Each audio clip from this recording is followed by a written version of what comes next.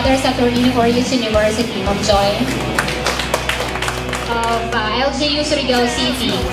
Good morning po. She is our provincial project evaluation officer. And we also have Sir Rafael Cabaltera, our provincial planning development officer of Agusan del Norte, sir. Good morning po. We have Ms. Cheryl Fed Diaz from PMC LGU Group 1. Good morning po. Of course, we have Ms. Evangeline Dominese from Public-Private Partnership of LGU Group 1. We have Sir Alvin Arante of LGU Group 1 as well. Miss College, Group 1 City, Dr. Tito G. Rafael, good morning po. We also have the OIC of Dr. Sher, good morning po. From City of Group 1 as well, Miss Marian Mugao of Vice Mayor of Group 1 City, Sir Lawrence Corpus, sir. Blas Nieves, and he is our incumbent Vice Mayor. So ladies and gentlemen, please warmly welcome Honorable Lawrence Limuel Fortun.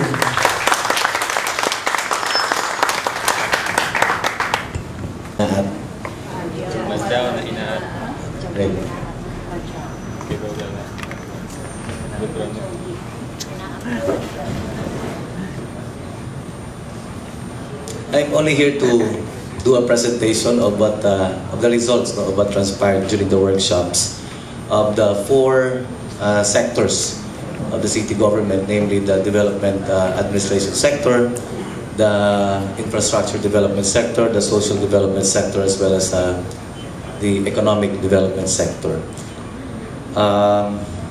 The Honorable Mayor June Amante is supposed to present to you this research agenda, but unfortunately he could not join you this morning because of an urgent concern that requires his attention in Manila.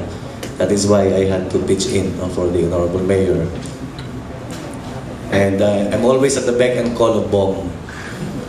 Every time he asks me to do something for him, I do it right away. The same manner that he has always been very helpful to us, in terms of facilitating for the Sangguniang Panlungsod for our major legislative thrusts. This is really, para sa ako I got really interested when Bong broached to me this idea because early on when I assumed as Vice Mayor of the City of Butuan, I convened, my office organized a workshop that involved the executive offices of the city government. For the purpose of coming up with a meaningful convergence between the Sangguniang Panlungsod and executive offices for purposes of identifying legislative thrusts and to encourage, of course, the executive offices to have active participation in legislative processes. Because the practice has always been the executive is independent and separate from the executive, from the legislative department, which should not be the case because our supposed in-house experts are the executive offices and they should provide appropriate guidance to the Sangguniang Panlungsod in terms of crafting important policies. So we came up with an executive legislative policy reform summit, sort of. So we encourage the executive offices to draft legislations and present them to us for us to champion in the Sangguniang Panlungsod. So that was also my experience when I was a legal consultant of the Department of Education when we lobbied with senators and congressmen for the passage of education bills. Kinahanglan humana ang among bills amo nang ihanyag sa ila para i-author na lang nila. So we taught them how to prepare ordinances, no, based of course on the concerns, no, of their specific departments. Okay, after listening to Dr. Balanay, na-excite ni Bong ito sa likod. Ingo, Bong, these are concerns that are very important to the local government unit, to the city of Butuan. And I even said, perhaps we might have to reconsider our research agenda to conform them with the research agenda of the CSU, especially on ecotourism, the development of lowland and upland resources, responsible mining. No? That's of particular interest to us, because until now, I could not yet really believe that there's such a thing as responsible mining. I've always said that mining has always been very destructive, and it should not continue. But we have yet to see, a research that would prove once and sundry that there is such a thing as responsible mining. I think at the FSU, you might have a different stand on this. Okay, let's start with the development administration sector. So, improving human resource management and development. The form that they prepared na issues, gaps, and problems, then there's an identification of research area. The first gap is the city's organizational structure and staffing pattern that has never been upgraded since 1989.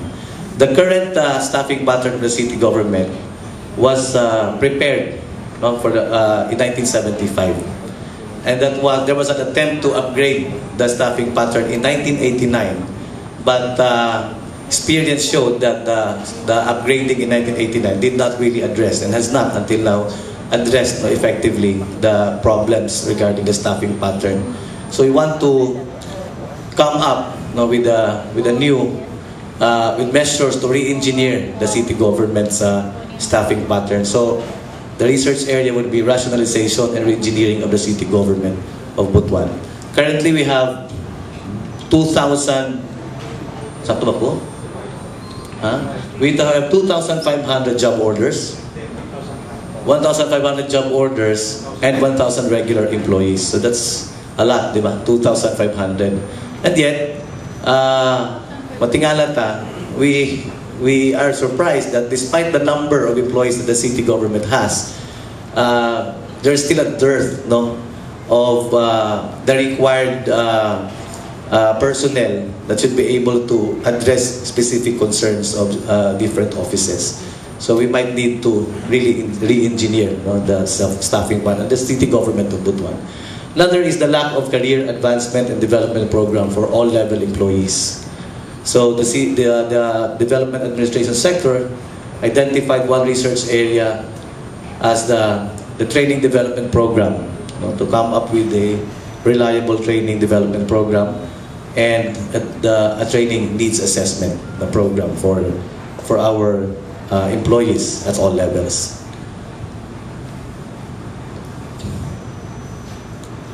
And another issue is the role of Butuan City Internal Control under the City Accountant's Office. The research area would be implication and safety net of city funds in safeguarding the city's interest. Currently, there have been significant efforts in terms of safeguarding our funds. Medyo usahay nagreklamo na gani ang mga kaubanan na sa konseho, because they've been used to the previous practice of just, for instance, let me just give you one specific experience. For instance, tuuna, if a barangay captain goes to you, asks for small projects like Manayo o Jetmatic pumps, the city council would simply call a hardware of his choice and tells the hardware that barangay captain so-and-so will go there and get 5 Jetmatic pumps for his barangay. So just list the orders and charge them to my countryside development fund. That's how it was in previously. But I was not able to experience that in the past because I did not enjoy countryside development fund when I was a councillor. But that was the practice before, and it was very vulnerable to corruption because the supplier and the councillor can simply agree to, for purposes of liquidation, prepare receipts that supplies have been delivered. Pwede pisag wala. Ghost projects can really happen. So we think that there is a need to do a research on the implication and safety net of city funds in safeguarding the city's interest. while there have been significant efforts, no, to do this, but naay problema paghihapon sa systems. So vulnerable paghihapon siya. So we need to come up with institutionalized sistema para ani. Then absence of, which is very important, networking for city budget, city accountant, and city treasurer's offices. If you notice, these offices, ang ilang mga trabaho should be intertwined. City budget, city accountant, city treasurer. However, ang experience po, when they come up with reports, magsinumbagay ang ilang mga reports. No, di magkalimao. So they think, the DepEd sector think that kinahanglan na ay networking system no, for the financial management offices. Perhaps one would be a software, no, that would provide a networking, no, for the functions of these offices. Then the City Registrar's Office identified low turnout of registrants of birth, marriage, and death. So they want to do an assessment of factors hindering the timely registration. Under our law, if a child is born, his birth should be registered within 30 days from the time of birth. If the 30-day period already lapses, late registrant na siya. Kung late registrant na ka, daghan na ka yung requirements. No? You have to pay a lawyer for the preparation of at least 2 affidavits. Affidavit of late registration and joint affidavit of 2 disinterested persons, no, to attest to the fact of birth. And the registrant has to pay already. If you register on time, wala siya bayad. But that is always the case in the case of children born in remote barangays, kanang mga tao sa hilot, no? Kay in the hospitals, the hospital prepares the birth certificate. But in their case, itos mga hilot, pamaintay mo andam sa ilang birth certificate, and applying for registration is the least of their concern. Okay, ang unahon nila ang ilang anak. So that's one area, it's a research area that they want to look into. Then the optimization of agri-fishery resource protection, conservation, and utilization. So murag duol dito kang Dr. Balanay, no? So difficulty in identifying development interventions due to lack of reliable land-based and fishery baseline data. We do not have that. So we need to do a profiling of agri-fishery and forest resources, perhaps a mapping and survey. Then an assessment of livestock and poultry industry, its implications on the socio-economic condition of the city. Another would be the need to identify ni Chief Alaan, to internalize the immediate mitigating effects or consequence of environmentally critical projects and activities. So they want to do a modeling and study on the dredging of the Agusan River and the substance flow from small-scale mining. So let us see how the research on responsible mining might address some of the issues in this concern. Okay, then the next would be the frequent flooding and increase in flood-prone areas in the urban areas. Pagula si Iwan bahada yun. There's an ongoing drainage project, the city government, sa Montilian Boulevard, but that's only part, no, of a whole drainage system that should be implemented. So we want to do a comprehensive urban drainage development. So daghan naman may attempts ani in the past, no, in the previous administrations, mag-design of drainage development plan, master plan, but I don't know why they could not come up with a correct, reliable drainage master plan, no? So we really need to do research on this. Then increasing of potable water demand and worsening of water quality. Of course, there's a significant increase already of our population, and the demand for potable water also significantly increases. we have now about 340,000 people in the city of Butuan. And we only have one source, the Tagibo watershed. I yet mentioned about the watershed code of the city of Butuan. We just approved the Butuan City Watershed Code, and we identified not only the Tagibo watershed, we identified also about 14 barangays that we think have watersheds. But the area still have to be identified kung unsa gyud ang extent ni ani.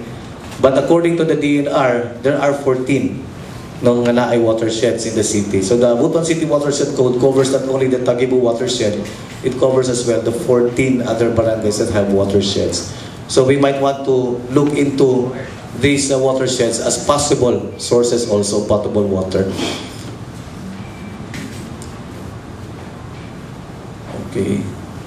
Okay. Tourism, no? Difficulty in developing heritage village. They want to do a study on the indigenous people's culture, traditions, and language. So to help us out in the development of heritage villages. You might want later on, particularly interested lang po ko sa language because I'm really worried about the near extinction of the Butuanon language. As a true-blooded Butuanon, I am alarmed by the statistics. Although may klaro nga statistics, estimates lang ni siya. Ingon nila, of the 300,000 plus residents of the city of Butuan, only about 5% speak the Butuanon language. And of the 5%, only 5,000. Inday ngansi nga ni iya na saon. Only 5,000 speak the language. And of the 5,000 or so, about 80% of them are from ages 40 and up. In other words, in the next 10 or 20 years, if this is not addressed, wala na yung magbinutuan nga ni Butuan. So lang pa nila yung trace ka klase. There are still those who speak and understand the language, but there are those who only understand but could not speak the language. Worse, there are many more who could not anymore speak and understand the language. So you might want to address this also in the workshops. Then the lack of baseline data on the natural formations, assessment ba? They want to do an assessment of natural formations for potential tourism facilities, activities, development. Are you aware that in Anticala, for instance, I was told na ako no'y 7 ka waterfalls diha. Beautiful waterfalls, but we have not seen that. We cannot do a baseline data because we could not actually go to the actual places to the area because of security concerns. So we might want to look into also the factors affecting the non-development of tourism sites. So the security issues, how are these affecting the issue of lack of baseline data on the natural formations? Disease control. And so we go now to the social development sector. There's very low coverage of mass treatment on schistomiasis and filariasis. Okay. How do you pronounce that? We don't have that in the law books. So we need to conduct knowledge and attitude practices survey. So that's what they want to do, our social development sector. Then, absence of database for victims of violence against women and children. So child abuse and street children in conflict with the law. So they want to do a research on the measures and mechanisms that may encourage the surfacing of victims of VAUSI cases. The reason why victims of VAUSI do not surface, maulaw man. Now, in my experience as a lawyer, I have had encounters with victims of VAUSI. Pagduol nila sa ako, actually, ang violations have been going on already for the past 5 years. And nag-compound na din ang kaantos, ay pamiduol ng abogado. On the 5th year na, after a series of violations already. So, if we are not able to encourage surfacing of these victims, we cannot come up with accurate database, no, on the victims of VAUSI. So they want to do a research on what measures and mechanisms we can come up with in order to encourage the surfacing of victims of VAUSI cases. You might be surprised by there are only 2 research areas under the social development sector. It's because almost all other concerns have already been included in the RURA prepared by the City Health, by the Department of Health. Okay. Absence of electronic data bank of infra projects, both vertical and horizontal. So they want to do a research that would ascertain appropriate information technology software system program. According to the City Engineer's Office, if they have this information readily available, it would be very easy to them in terms of identifying infrastructure projects, priorities. Immediately, makita dayon ang impact of these projects, the existing and the proposed projects. When we prepare our annual investment plan or program, this program would easily facilitate information on how we are supposed to set priorities, how in the identification of priorities in the coming up of with the hierarchy of the identity of the priorities identified. Then the absence of electronic data bank of electrical installation, both proposed, existing per barangay. So they want to do research that would establish profiling and directory of street lights, cost-saving analysis. Currently, we're spending about 30 million pesos a year for electricity. So this might address cost-saving concerns. Then dearth in street names and addresses of buildings. There are a lot of unnamed city streets with no house numbers for use in building permits. So they want to undertake a survey and tagging of city streets. Ba ako masaya, daghan pa di ay diri wal pangapangalan, no? Daghan. Then problema mo gud ani siya kay because of that, pwede ang isa ka permit, no? Gamiton kadaghan. So, imbis na mo earn a city, matunto pa ang syudad. Then, high cost for developing relocation sites. So, they want to do a research on the re-engineering of strategies to cut down cost of developing sites, such as earth filling, road networks, drainage, and open space development. In relation to this also, kining low livelihood options in the new relocation sites. Now, they want to identify additional livelihood options that match beneficiary capacity and resource availability. But we also said, when we discussed this yesterday, that we might want to do a paradigm shift. Kaya ang resulto, pirmi nato naon, basta informal settlers, what comes to mind right away is relocation. And the difficult part really is convincing them to relocate. And then mo come in ang mga livelihood options. So we said, why not think of developing the area where the informal settlers are? Do not relocate them. Let them stay there. Instead, city government should purchase or acquire the property where the informal settlers are. So don't move them away. Let them stay there. Kana mo atong i-develop.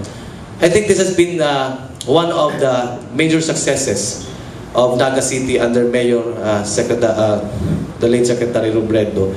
They did land swapping initiatives. So for instance, in our case, you have informal settlers in Barangay Holy Redeemer. They've been there since 3 decades ago. But the owner of the property does not have any prospect of being able to utilize that in the next 10 or 20 years. So while the lot may be prime lot already, expensive as pangalan, but the opportunity to utilize the expensive property is not there in the next 10 or 20 years. So ang game nila sa Naga, ingnon nila tag-iya, we have a property somewhere in, for instance, in Libertad.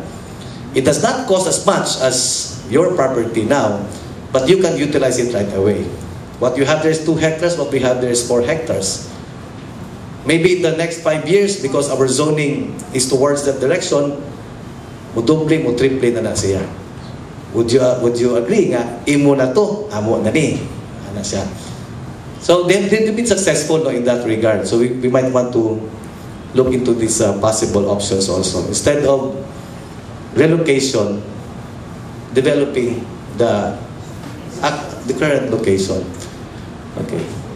Then, it's funny. Absence of recent designs for affordable housing units. Okay. They want to do a research on definition of designs for low-cost housing using innovative technology where homeowners can actively participate. So currently, ang traditional is katong hollow blocks and all this. But there are, based on other researches, there are other cheaper materials but as sturdy as well. Mas pareha kalingon pero cheaper. And in the construction of the housing units, pwede pa-participate mismo ang beneficiary. So that would save us on labor and materials. Then untapped methane gas and other emissions identified. Come on, no? Okay. Low professionalism among personnel in the LTTMO. So they want to identify areas in the LTTMO that needs professionalizing. They're thinking that it might not be a personal concern only. Dili lang mismo ang traffic enforcer ang may problema. Basta may problema ang the whole system. So they want to do research on this. Then unhealthy attitude of fellow Botswanons about traffic violation. I don't know if that is true in Botswana only. Establishment of, the research area. Okay, establish roots of attitude that is non-supportive to development and counter-action for the purpose. Okay. Okay. And lastly, affected families resistant to move. Affected families resistant to move to relocation sites. So factors that can compel affected families to to better facilitate residence transfer. This is in the case of those whom we want to convince to relocate. But if we do otherwise, we might want to come up with other strategies. Okay, RA 1021 implementation issues. Policymakers are not fully aware of the paradigm shift from reactive to proactive response. This is on disaster.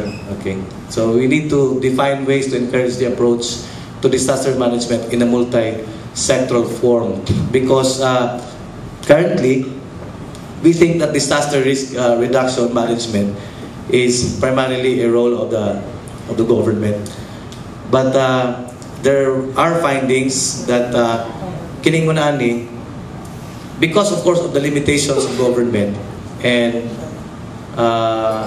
not only in terms of funds but also in terms of expertise.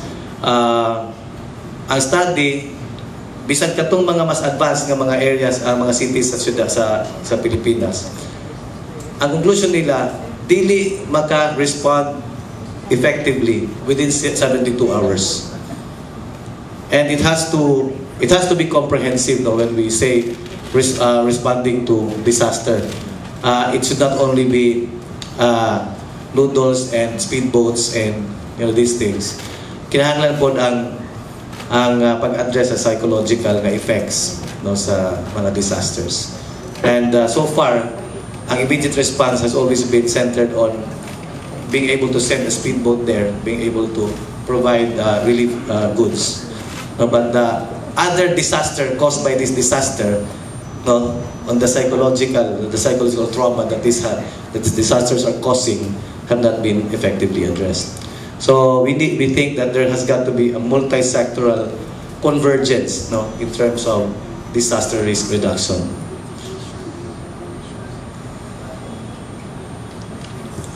Okay. So engaging stakeholders to appropriate shifts in mindset. Okay. Extent of understanding knowledge on climate change issues from all walks of life.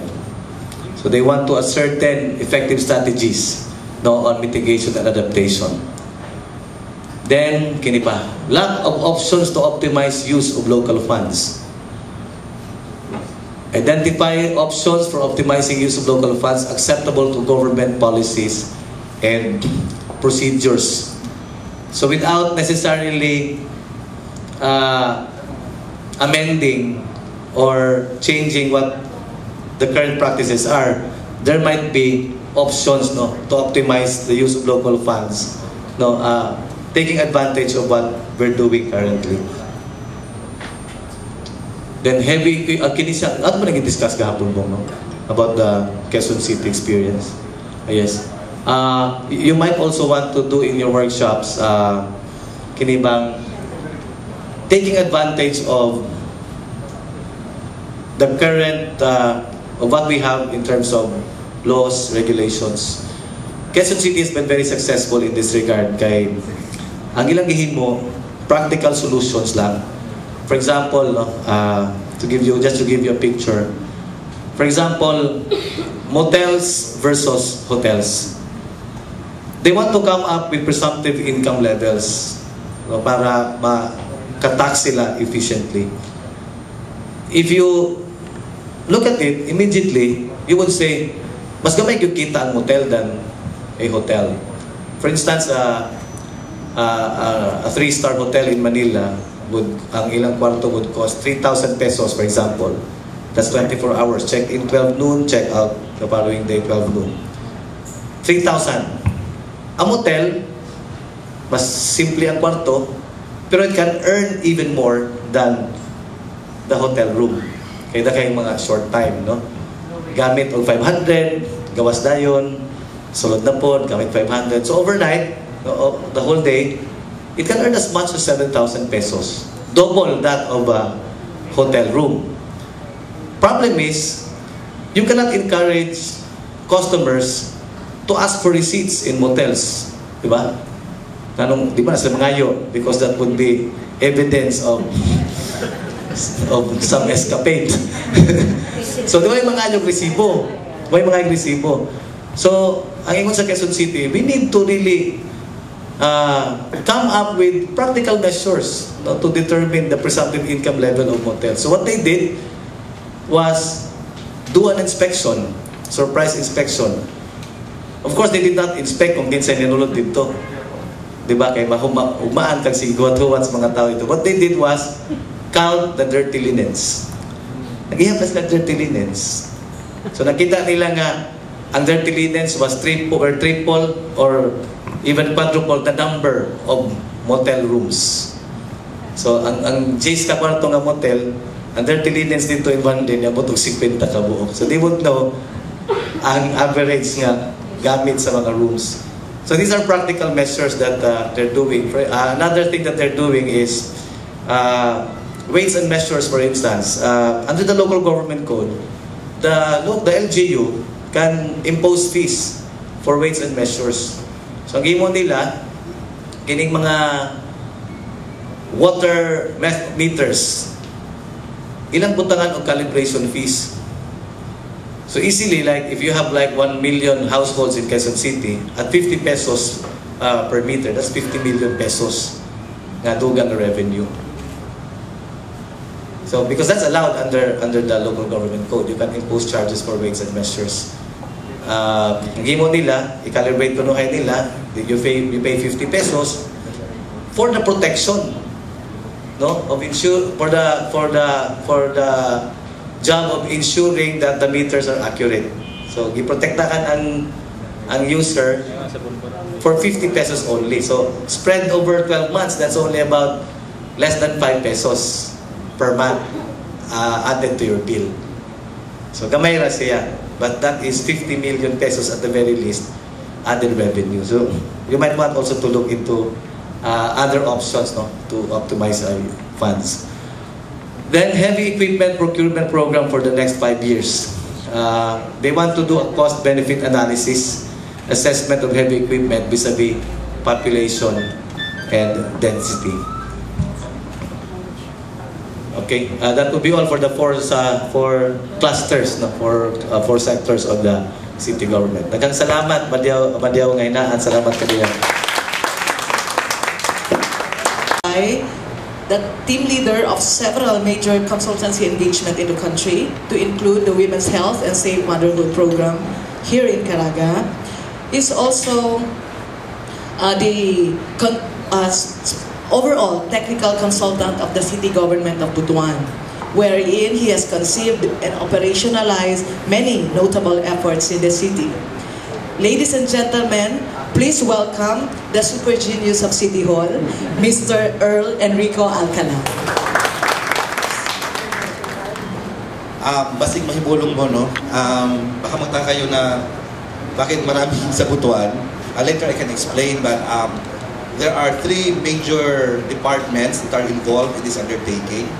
Number 1 is that we have in Butuan, we have an EMS. If Pinoy has his own PMS, the Residential Management Staff. We have in Butuan the Executive Management Staff. We have 4 leaders in that arrangement, and one of the leaders is Ma'am Ruth Ugaw, the former Provincial Administrator of Agusan Norte. She heads the social cluster in that EMS. And also in Butuan, advertised na po gamay. Now we are the first and only LGU, city LGU in the whole country which has a PPP code and a PPP center. Para namo kining undertaking is a part of our PPAP, Public-Private Academic Partnership. So that's why involved kaayo ang PPP office. And of course, the backbone of governance, no? Our legislative council. So we have here our own, very own Vice Mayor, Attorney Lau Fortun. So, tulong kada kong department ang nakikolaborate sa CHRTC and WHO for this undertaking. To see to it that this will see fruition. Okay, so I will basically answer one question. What brought us here? Now, so the rationale and prior activities that brought us here together. Today we will witness a marriage, and Ma'am Lucille of WHO said that this is a good marriage because this will satisfy varied interests. No? If you're from academe, this marriage will satisfy your interest. If you're from the LGU, this marriage will satisfy your interest. If you are from the national government agency, this will also satisfy your interest. So this is what we call an intellectual marriage. But ang husband and wife yun ni the academe and the LGU. Ang mediator ni nag-intercede Caraga Health Research Development Consortium and the World Health Organization. So, ang akong rasyonal, from global to local niya, pasensya lang, no? From global perspective down to our own perspective. So, our activity is a collaborative research agenda setting. Next slide, please. Rationale, no? This has been taken off from or lifted from the WHO concept paper. No? Nang-iwan ng WHO. Globally, there is a renewed emphasis on promoting better use of evidence in policy making and practice to achieve the Millennium Development Goal. So there are 2 keywords, actually 3. One is that to promote evidence in policy making and action, and third, with the end goal of achieving the Millennium Development Goal, which the Philippines and our own region are party to that goal. Second, well, that's the global level. At the country level, meaning our very own Philippines, WHO and other international agencies are increasingly being asked by governments to help strengthen mechanism that link research and policy making in developing countries. So meaning again, the MP2s that are being required or requested from international agencies is to have that kind of link. Kaya murag magulat man lagi ning research and governance. No? So, WHO is playing a convening role in terms of providing that systematic link. Next slide, please. Now, for the health sector, kay health man lagi ang WHO, but later on they're saying health is just a product of the interplay among various factors: economic, social, cultural, environmental, and even political. So for the health sector, starting in 2005, a World Health Assembly Resolution 58.34 called for a better use of health research and health information and better knowledge management to support evidence-informed health policy and practice.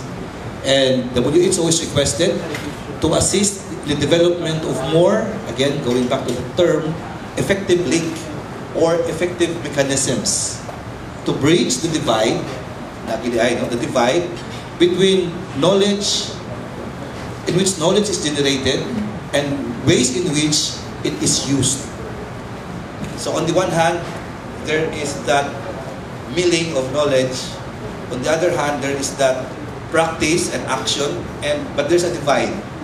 So again, WHO is being requested to establish that link or that mechanism that links the two worlds, including the transformation of health research findings into policy and practice. Next slide, please. Mindanao. So, kwanto from global to national to Mindanao. Sa Mindanao we know that we are recipients of various foreign funded projects. Nagkanta kaayo, di na maihap, no? And several studies have been conducted on different issues, but the problem is that these studies are not optimally used as basis for policy and decision making. The use of research and studies for evidence-based policy analysis and advice is very much one thing. When we did our rounds with Aminday, we visited LGUs and academe.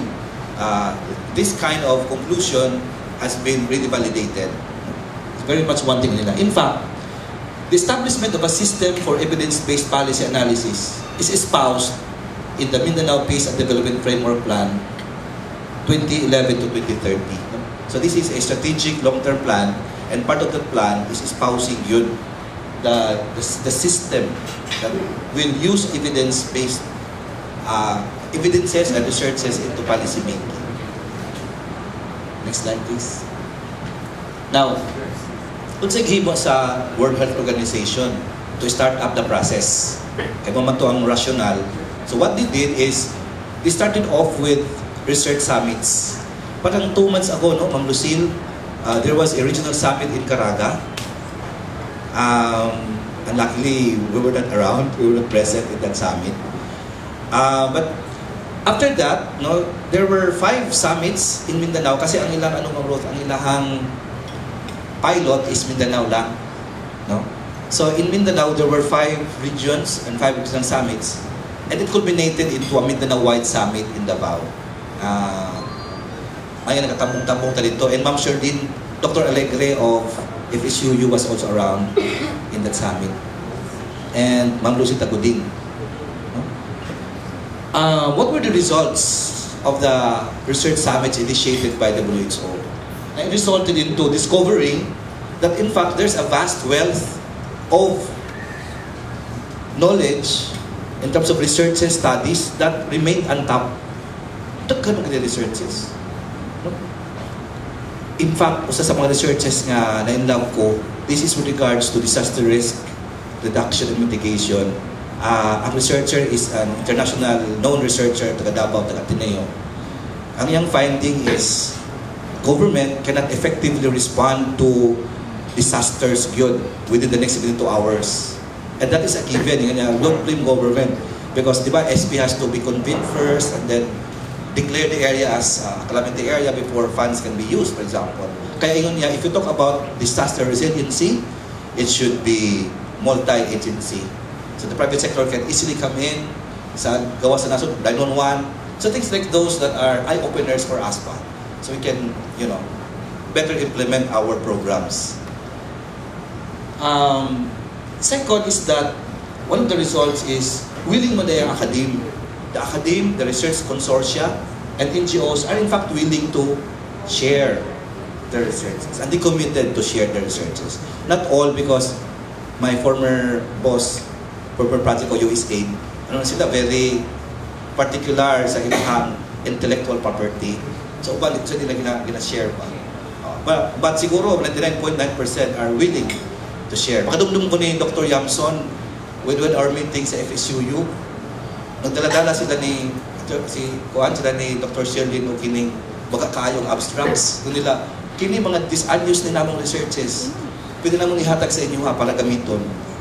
Yeah, first time ito nung kita, ganada ito. No? And across regions and LGUs, there are 3 key themes in Mindanao. No? Na-summarize ang researches dito. Ito 3 key themes: governance and service delivery. And we believe in this because service delivery are results of good governance. Or bad service delivery is a result also of bad governance. So meaning na tagigining duha, service delivery and governance. That wealth can be used in many areas in governance. What's next? In fact, Pang Lucid said that he's missing out a national forum in Manila now. Was in Tambong. Kaya again, fora here, fora there, after that one. So, we are proud to say that Caraga responded to the challenge. Next slide, please.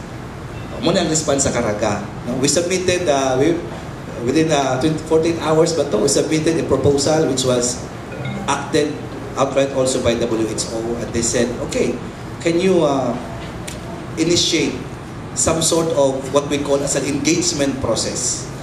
Kaya kanyan to po, ito po ko anong mga policy advocacy kanyan to. But the problem with policy advocacy, if you are from an NGO or academe, usahay adversarial yung dating sa LGU. No? Adversarial. In fact, itong meeting namin sa Davao ng Utanami, who from Ateneo can really talk to Duterte? Or who from Xavier can really talk to Imano? Kaya usahay, no, academe o ang LGU usahay hindi mag-abot. But in Caraga, it's not. In Butuan City, dili. Kabergs na nato ang mga kuan. In fact, lagi we have PPAP, no? Public-Private Academic Partnership. Na ang atong ulo-ulo si Toyo University of Japan, and the advisor is Mahathir Mohamad of Malaysia.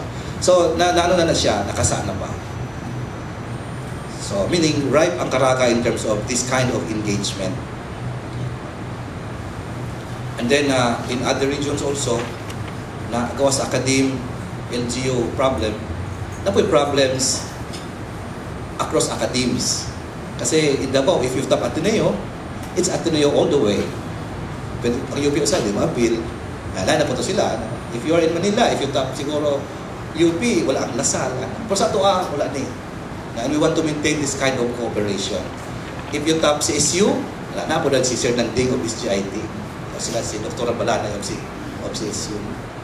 In fact, ang CSU, di ba na item song na natuan, no? CSU, I've been waiting for so long. So we've been waiting you for so long. So this kind of culture ng Caraga brings this kind of concepts. Kaya kung wala, lisod po kahit mag-apot. Usahay, manaway po ng university. Sakit po manaway, pero constructive man. May po naman manaway para mo, may improve ka. So in this, the response of Caraga is, we say, Madam WHO, we can demonstrate to you an engagement model. And this model aims at establishing a partnership mechanism. Katong yung na-divide ganina, we want to establish that link, that kind of partnership mechanism among local actors to generate and utilize. Can I have keywords, no? We will not end up by generating, but by utilizing. And utilizing means taking actions on the recommendations. And then, ang actors sa tuwan si LGUs, HRDC, the communities, the academe, NGAs, the overseas development agencies, ODAs, no? And other development partners. Unya, ang resulta ni is we can develop that culture of research. No, I honestly, sa amo sa Butuan, dahil po may mga PhDs and MAs, Kung ito among first workshop kami Ma'am Ruth, tanong ko Ma'am Ruth, kung satisfied ba sa first result?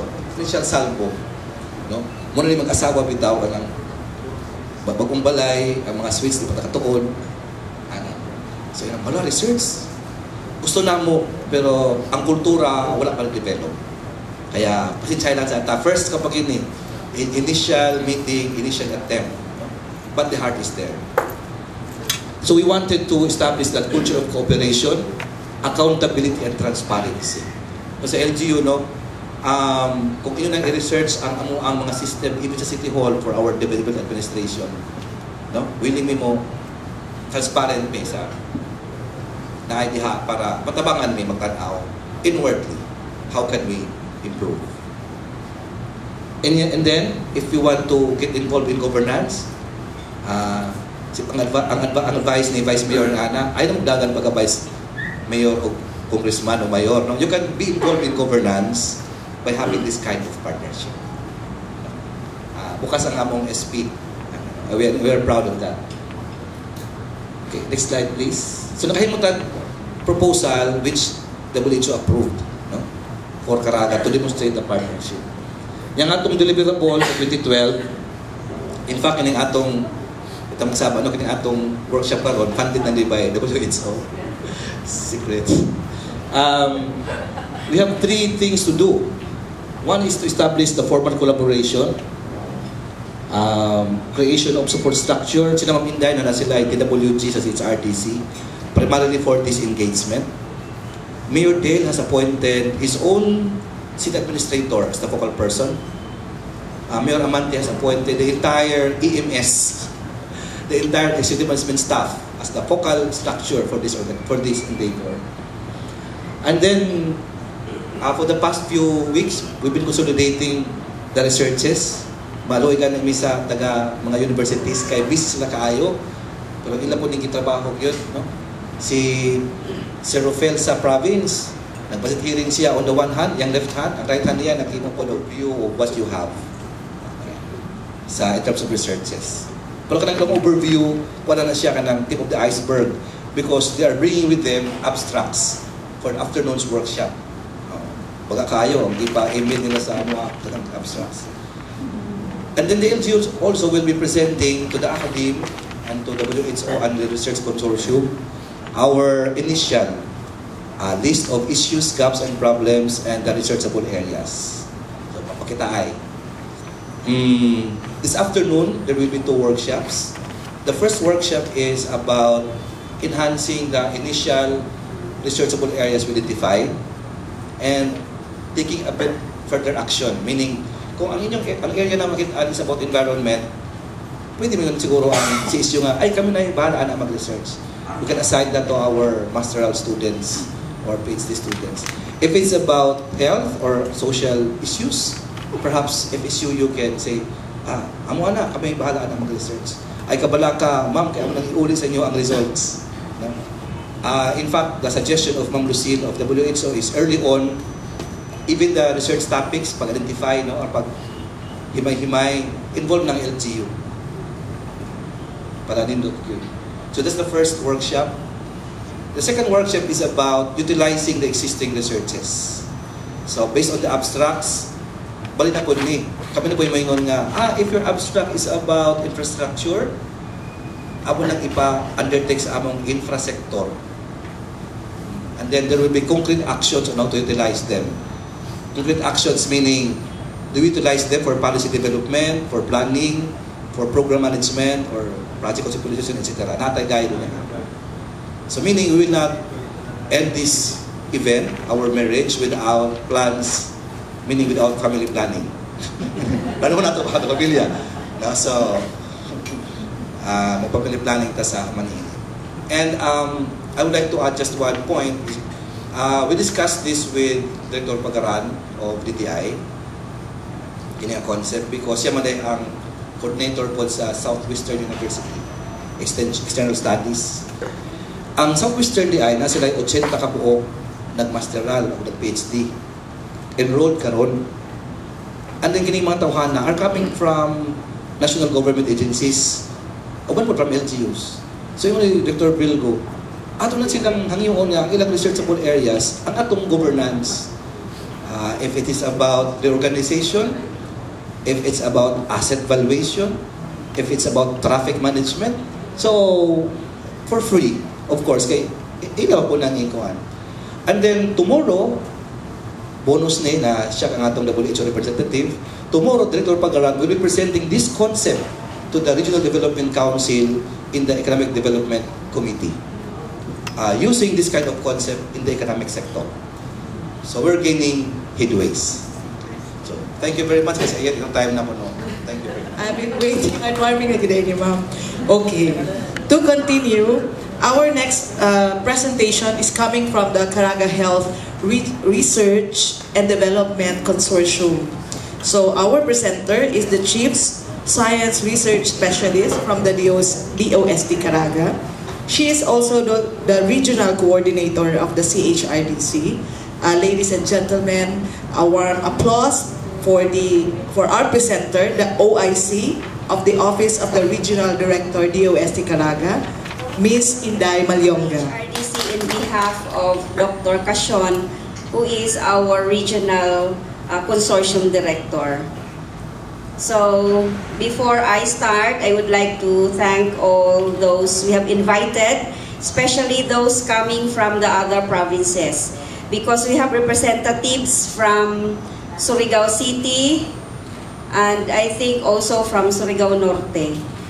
We included in our invitation participants from all the provinces and the 6 cities in Caraga. So, Bislig, Tandag, of course, Cabadbaran, Bayugan, Surigao City, Butuan City. But I think maybe they are still coming because tugnaw man karon, no? Diba, medyo bahapod kay gahapon. So, it was raining hard. In fact, yesterday morning, medyo taas ang atong tubig along sa Montilla Boulevard. And we are happy gani that Ma'am Cecil from WHO was able to land yesterday. I think there were 2 flights in the morning which were cancelled because of the heavy rains, and it's difficult to see the airport at the landing strip. So, what is Caraga Health Research and Development Consortium? I think this is new to most of you. Why labot ang mga members? Dr. Pedrosa, why are you looking lonely this morning? So, gitugnaw ang mga members sa CHRDC. I will not mention them one by one because we'll be mentioning the institutions. According to Bong, this is marriage between Butuan City and the Academe. Ang CHRDC ang bugaw. So, next slide please. CHRDC started in 2008, although Executive Director Dr. Jaime Montoya came to Caraga in 2007 to consult us regarding the organization of the Health Research Consortium. But since the member institutions are so very active, we're not able to forge the Memorandum of Agreement because kama lang at saka mga period pagdebatihan pa sa mga members. So it took us quite some time to sign the Memorandum of Agreement, but finally in May 13, 2008, we were able to have that Memorandum of Agreement. So, parang 4 years old pa lang ang CHRDC. In comparison to other health consortia in the country, I think we are the youngest. Because Region 11 or sa Davao City-based na consortium, they have been in existence, I think, early 80s. So, mga apo na nato, mga lolo nato to sila. In fact, last year, we had our benchmarking in Region 11 to look at their best practices para pod ang from us here in Caraga will be able to learn from them.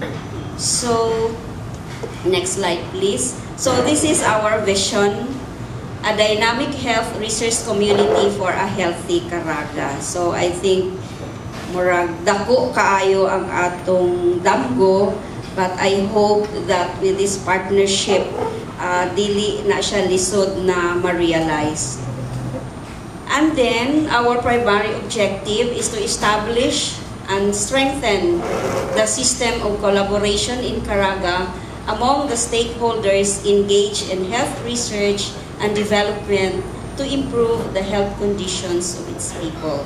So specifically, our member institution, and of course with the help now of the various LGUs and their instrumentalities, because we have the powers of the national government is already downloaded through the kaning devolution. So ang sa health, di ba, na naman andiha ang mga hospitals, mga provincial health units, rural health units. So we will be able to help each other in identifying the research agenda for health. So this morning is just one of these times we'll be updating our health research, but special lang today because we do not only focus on health, but we also focus on other sectors like social development sector. Maong naa si Ma'am Ruth, I know na busy siya kaayo, but she is here with us. Ang development sector, infra, admin, or economic, and other sectors. So sa Butuan City lang na. And sa Butuan, Kabadbaran City, I think they have also other lahi pod ang ilahang divisions. But still, we come here to help and cooperate in identifying the research agenda. Then our second objective is to develop the capacity of the member institutions on health research and development. So with the assistance of the Philippine Council for Health Research and Development Council, it is one of the agencies under the Department of Science and Technology. They have been giving us operational funds so that we'll be able to help our member institutions in capacity building. Just yesterday, the other day, we had 2 research proposals mentored by one of the professors from the University of the Philippines. So maybe those 2 research proposals can be very useful for our LGUs. Isa ganito, Glad, it's about banana peelings as anti-cancer, and then the other one is on pre-eclampsia sa mga buntis, mga tagas o pressure. Isa'y taas o pressure diri. Di ko na kumutanaw sa iba. So number 3, establish a system of collaboration and resource sharing in undertaking health R&D programs and projects. Then generate resources for health-related researches consistent with the regional and national health research and development agenda. So the research that we will be funding should be based on, these are for professional researchers, should be based on the regional unified health research agenda that will also be aligning with the NURA, or the National Unified Health Research Agenda. Then we are to promote the utilization of health research and development findings. I think this is very important because we already have lots of research outputs, but we have the Commission on Higher Education, or CHED. Then we have DOST Caraga, and then we have the PCHR. We also have members from the hospital sector. So we have